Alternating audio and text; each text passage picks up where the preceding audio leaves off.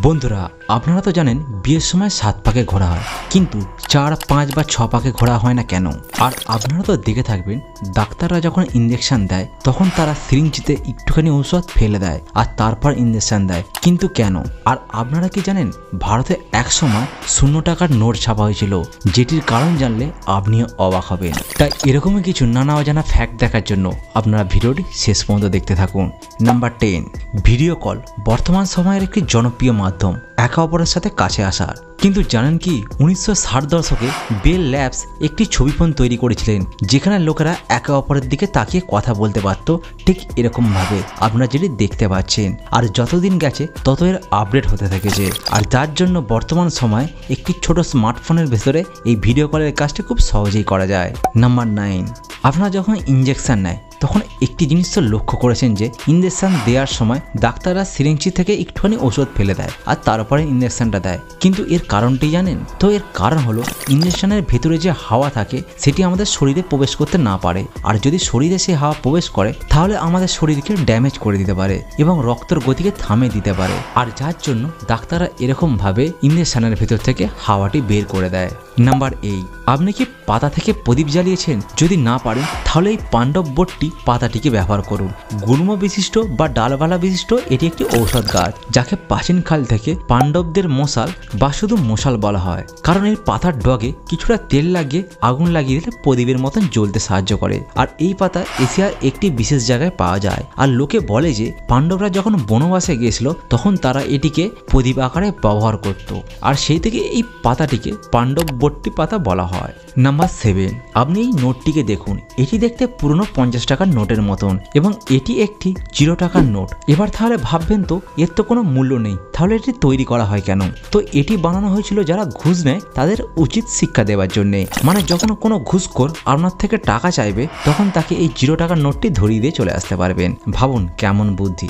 Number 6, গরমে অনেক লোকের নাক দিয়ে রক্ত পড়ার সমস্যা থাকে, কিন্তু জানেন কি এগুলি কেন হয়? আসলে এটি জলের অভাবে বা নাক শুকনো হয়ে যাওয়ার কারণে ঘটে। আর এমন পরিস্থিতিতে আপনি সকালে ঘুম থেকে উঠে চিনি বা মিজরির জল পান করুন, যেটি আপনার প্রতিষেধক হিসেবে কাজ করতে পারে।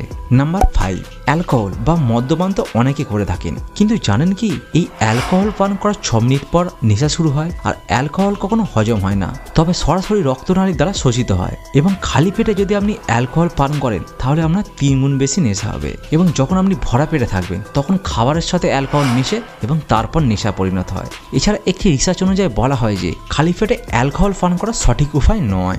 নাম্বার 4, আপনারা তো হিন্দু সম্প্রদায়ের বিয়েতে দেখে থাকবেন যে 7 পাকে ঘোরা হয়, 2 বা 3 পাকে ঘোরা হয় না, কিন্তু কেন? তো অনেকে বলে থাকেন যে অগ্নিকে সাক্ষী রেখে 7 জন্ম একসাথে থাকার জন্য এমন করা হয়। আর অপর একটি কারণ হলো যে অগ্নিকে সাক্ষী রেখে যখন তারা 1 পাক ঘোরে তখন একটি সার্কেল তৈরি হয় যেটি 360 ডিগ্রি, আর 1 থেকে 10-এর মধ্যে 360 নম্বরটিকে 7 দিয়ে ভাগ করা যায় না। তাই বিয়ে হলো একটি পবিত্র জিনিস, সেই জন্য যাতে সম্পর্ক ভেঙে না যায় তাই এরকম করা হয়। আর আপনার এ ব্যাপারে কি মতামত সেটি অবশ্যই কমেন্ট করে জানাবেন। নাম্বার 3, যখন পিঁমড়ে যায় তখন দেখবেন সকল পিঁমড়ে একে অপরের লাইন দিয়ে যায়, কিন্তু কেন? আর সেটা জানলে আপনিও হয়তো অবাক হবেন। তো যখন পিঁমড়েরা খাবার পায় তখন তারা খাবারের টুকরো তার বাসায় নিয়ে যায়, আর যখন সে নিয়ে যায় তখন তার পিছনে ফরমান নামক একটি পদার্থ বের করে দিয়ে যায়, যাতে সকল পিঁমড়ে সেটাকে অনুসরণ করে তারাও বাসায় পৌঁছাতে পারবে। কিন্তু এই ফরমান কিছুক্ষণ বাদে অটোমেটিক মিলিয়ে যায়, যার কারণে পিঁমড়েরা বাসার রাস্তা ভুলে যায়, আর একে অপর থাকলে তারা বাসার রাস্তা কখনো ভুলবে না, আর সেই কারণেই তারা পরপর লাইন দিয়ে একে অপরের পিছু পিছু হাঁটতে থাকে। নাম্বার 2, আপনারা এরকম নীল ফল দেখেছেন? আর যদি দেখে থাকেন তাহলে জানেন কি এটি আসলে কি কাজে লাগে? তো এটি হলো রুদ্রাক্ষের ফল, নীল রঙের হয়, এবং যখন এটি শুকিয়ে যায় তখন এটি রুদ্রাক্ষের রূপ নেয়, আর যেটি অনেকেই ব্যবহার করে থাকে। নাম্বার 1, আপনি জানলে অবাক হবেন যে নরওয়েতে মাটির নিচে একটি গোডাউন আছে, যেখানে সারা বিশ্বের ফসলের বীজ রাখা হয়, যাতে পৃথিবীর সব ফল যদি কোনো কারণে নষ্ট হয় তাহলে ওখান থেকে বীজ নিয়ে আবার পুনরায় তৈরি করা যেতে পারে, সেই কারণেই রাখা হয়েছে। তো বন্ধুরা আপনাদের এর মধ্যে কোন ফ্যাক্টটি ভালো লেগেছে সেটা কমেন্ট করে জানাবেন, আর ভিডিওটি ভালো লাগলে লাইক ও শেয়ার করুন, আর এরকম ফ্যাক্ট ভিডিও দেখার জন্য আমাদের চ্যানেলটিকে সাবস্ক্রাইব করুন। আর ভিডিওটি শেষ পর্যন্ত দেখার জন্য আপনাদের অসংখ্য অসংখ্য ধন্যবাদ। আপনারা সকলে ভালো থাকবেন ও সুস্থ থাকবেন।